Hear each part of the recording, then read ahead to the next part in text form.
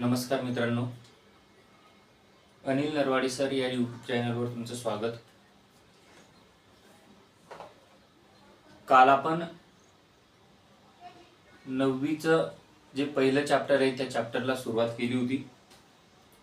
काल आपण डिस्टन्स आणि डिस्प्लेसमेंट याविषयी आपण माहिती बघितली होती. आज आपण सेकंड टॉपिक सुरू करणार आहोत. तर तो आहे स्पीड आणि व्हेलॉसिटी. आता स्पीड म्हणजे काय आणि व्हेलॉसिटी म्हणजेच काय, तर आपण आधी शिकत आलेलो आहे की स्पीड म्हणजे पण वेग का आणि व्हेलॉसिटी म्हणजे पण वेग का. तर हे जे दोन्ही कन्सेप्ट आहेत, ह्या दोन्ही कन्सेप्ट वेगवेगळ्या आहेत. त्याच कन्सेप्ट आपण या चॅप्टर मध्ये शिकणार आहोत. चला तर मग सुरुवात करूया.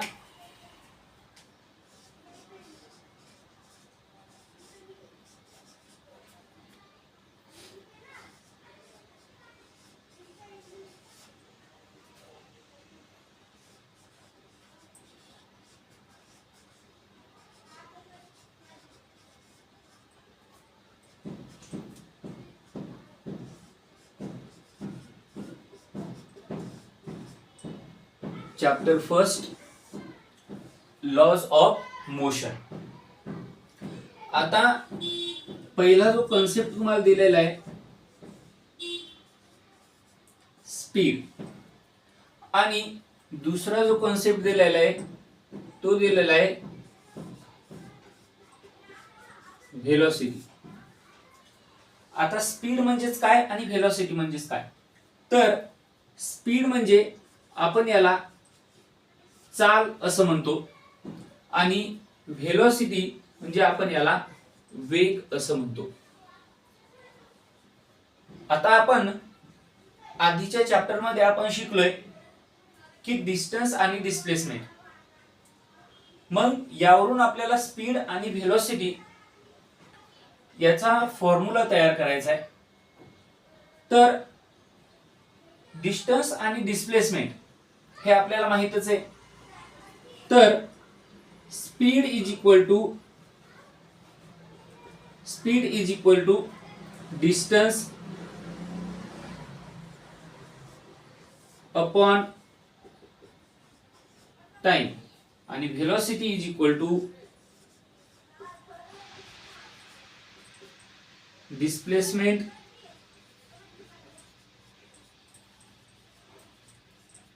Upon time. अशा प्रकारे ते घ्यायचंय.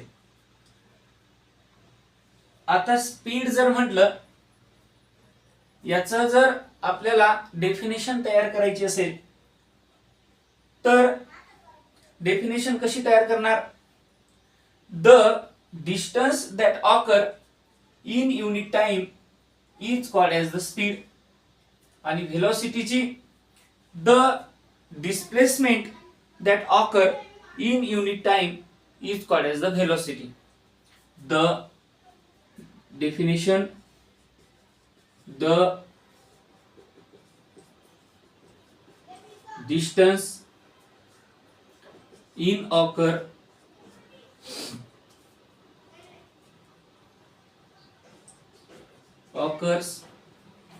in unit time is called speed, आणि व्हेलॉसिटीचं द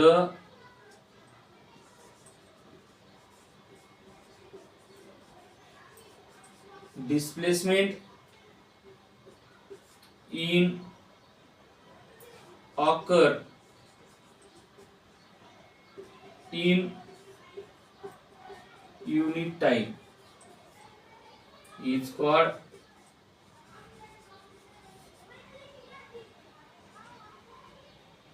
velocity. याला आपण व्हेलॉसिटी म्हणू. आता डिस्टन्स कशामध्ये मोजतात तर मीटर मध्ये, टाइम कशामध्ये मोजतात तर सेकंद मध्ये. इथं पण डिस्प्लेसमेंट कशात मोजतात तर मीटर मध्ये आणि टाइम कशात मोजतात तर सेकंद मध्ये. तर याचं जे एसआय युनिट आहे, एसआय युनिट हे येईल मीटर पर सेकंद आणि याचं सीजीएस युनिट हे येईल सेंटीमीटर पर सेकंद. याचं सुद्धा एसआय युनिट हे मीटर पर सेकंद येईल आणि CGS unit centimetre per second येईल. आता एसआय युनिट म्हणजे स्टँडर्ड युनिट आपण म्हणतो आणि सीजीएस युनिट म्हणजेच काय सेंटीमीटर ग्राम सेकंद. तर याच्यामध्ये एक फॉर्म्युला आहे. फॉर्म्युला जर तुम्हाला तयार करायचा असेल तर एक छोटीशी ट्रिक आहे. असं ट्रायंगल काढायचा, याच्यामध्ये एक आडवी रेष ओढायची, एक उभी रेष ओढायची. इथं लिहायचं डी, इथं लिहायचं एस आणि इथं लिहायचं टी, डी एस टी. याच्यावरून आपण 3 फॉर्म्युले तयार करू शकतो. डी म्हणजे डिस्टन्स, एस म्हणजे स्पीड आणि टी म्हणजे टाइम.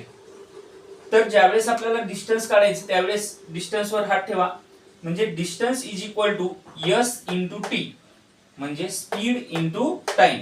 आणि जर आपल्याला स्पीड काढायचं असेल तर स्पीड वर हात ठेवा, speed is equal to distance upon time.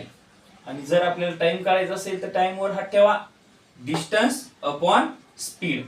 अशा प्रकारे तुम्ही वेगवेगळे फॉर्म्युले जे आहेत ते फॉर्म्युले तयार करू शकता आणि याच्यावरून तुम्ही वेगवेगळ्या प्रकारचे सॉल्व एक्झाम्पल सुद्धा तुम्ही काय करू शकता सोडवू शकता.